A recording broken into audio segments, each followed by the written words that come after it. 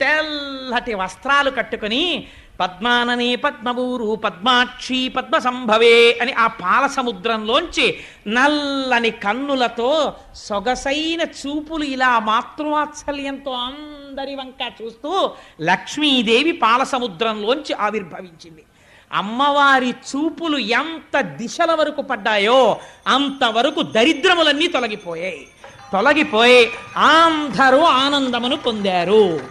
లక్ష్మీదేవి జన్మించింది. ఆనాడు పాలసముద్రం దగ్గర ఉత్సవం జరిగినట్టు జరుగుతోంది. నేను ఇక్కడ నమ్మి ఒక మాట చెప్తున్నాను.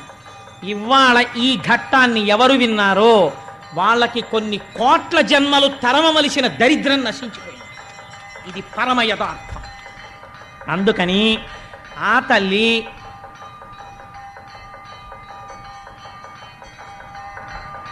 ఒక్కసారి మీ అందరూ కూడా మానసికంగా